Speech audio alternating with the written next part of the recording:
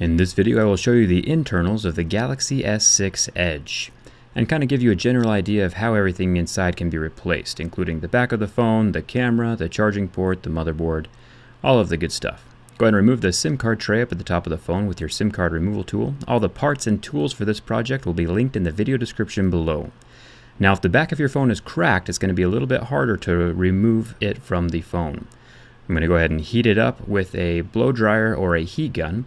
If your phone is not cracked, you can take a suction cup and suction it to the glass, and once it's warm, the adhesive will allow the back glass to lift up a little bit from the back of the phone and make the removable back easier to remove. Now if your phone is cracked like it is on my device, you're going to need to heat it up, and the suction cup won't stick to the back because all the cracks allow air to get underneath the suction cup. So you take a little metal pry tool and kind of slip it between the metal frame of the phone and the glass back. You want to be really careful while you're doing this so you don't crack the back even more. And just kind of slide the tool around the edge of the phone to kind of cut through the adhesive that's holding it to the device. And you'll get a better understanding of how it's held down once you see what's underneath. Once I've initiated the cutting with the metal pry tool, I use a playing card, which is a little bit thinner and doesn't stretch the glass as much as the metal tool does. Ends up being a little bit easier in the long run. Once the glass is mostly up, I can cut through the last remaining adhesive with the card and pull the glass up away from the device. So the things you want to watch out for is that black QI charger underneath the glass. If you cut through that, then it'll stop working and you won't be able to QI charge your phone anymore.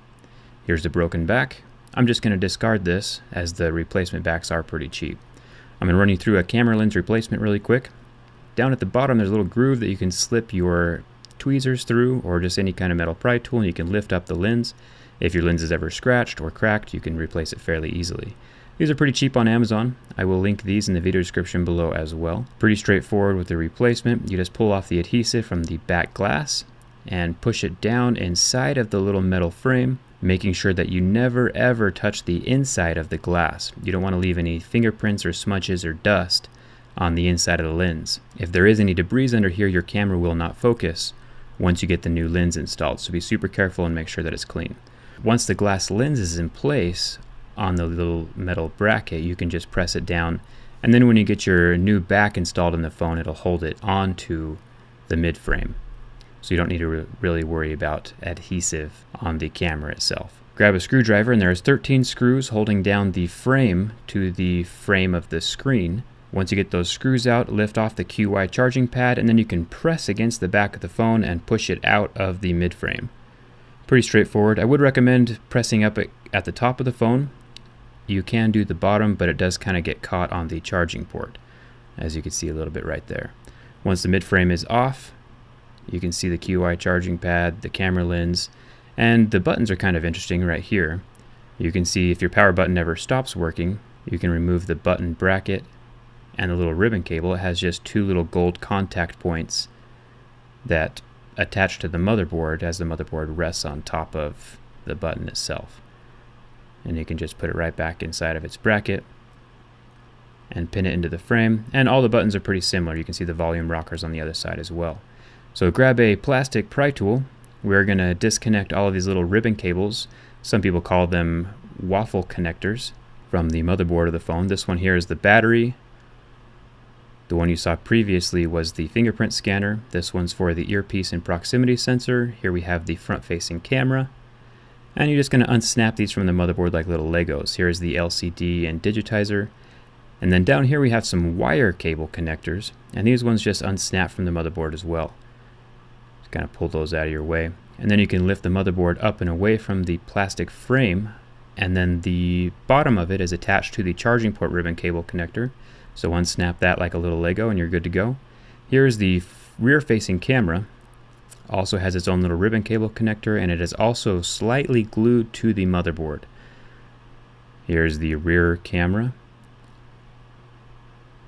I'm going to push that back into place and snap it back into the motherboard. All these parts are replaceable. Now for the battery. So batteries go out pretty regularly on these phones, especially after you've had it for a year or two. And if you're going to replace the battery and want to keep the screen in one piece, as in not break the screen as you're removing the battery, it helps if you heat it up a little bit and slide a thin metal tool, not a razor blade because it's a little bit too thick, between the battery and the frame, making sure not to push or bend the screen at all, or it will crack. You want to also make sure not to puncture the battery, or it could, start on fire or explode, and we want to avoid that if at all possible. So now that we've lifted the battery up out of the phone, we do have to remove the motherboard in order to get at the battery because it has that little black lip up at the top. Here is the vibrator motor. We can lift that out as well. So this is where you get all your notifications, or if your phone's vibrating when it's ringing, this is what is causing that. So there's a little metal tab that is holding the proximity sensor and the earpiece down into the plastic frame. And then down here at the charging port, there's 2 screws that are holding it in place. We got one screw over here by the headphone jack, and then we have another screw over here in the center of the board. Once those 2 screws are out, you can lift the charging port away from the plastic frame of the phone. And the charging port is pretty interesting. It has the headphone jack, the charging port. It does have the wire cable connectors on it. You can see in the center there you have the home button where that presses down, and then it has the 2 capacitive buttons on either side of the device. You have the back button and the menu button. You have the fingerprint scanner ribbon cable there, the LCD cable, and this is the entire screen of the device right here. You can see it has the LCD, the digitizer, and the black plastic frame that holds it all together. And I would strongly recommend that if this is the part that you replace if your screen is broken. Some people may attempt a glass only repair, but I would bet that that's pretty impossible with this phone. So I will link the entire screen replacement in the video description below. You can grab that if your screen is broken. Now to put the phone back together, again, you saw me put the charging port back into place with the 2 screws. Here's the vibrator motor as well as the front facing camera, the earpiece, proximity sensor. Make sure to get that little top of it pinned down in the slot that's in the plastic frame. Oh, here's one more part. So this is a little microphone that's attached to the top of the phone with this little waffle connector. Little Lego piece so you can just clip back into place there.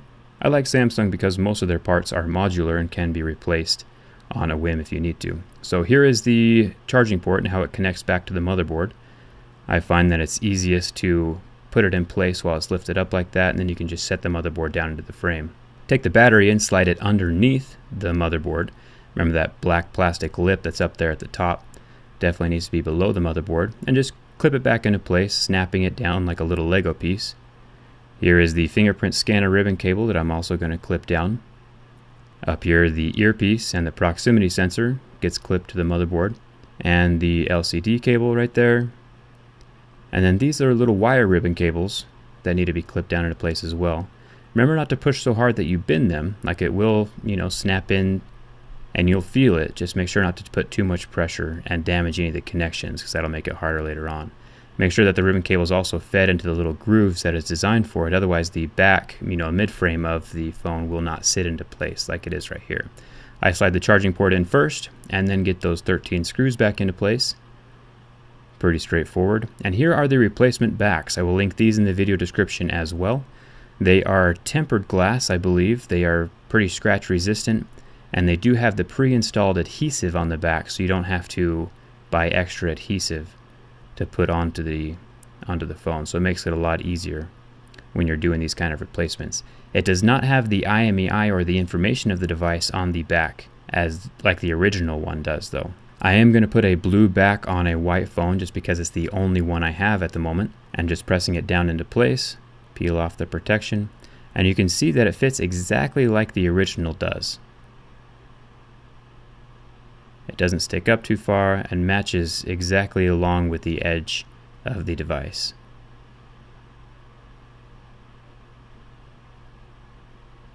Making sure everything still works on the phone.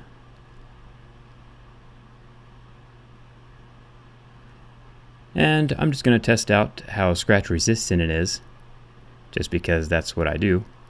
Grab my razor blade, scratch it right along the logo, and it looks like we're good to go. There are 0 scratches on the back of the device, so I'm pretty impressed with it. Anyway, I did do a durability test with the Galaxy S6 Edge. I will link that video here at the end of this one. If you have any questions, leave them in the comments. Don't forget to like if this video helped you, and don't forget to subscribe. It does help me out. Thanks a ton for watching. Hope to see you around.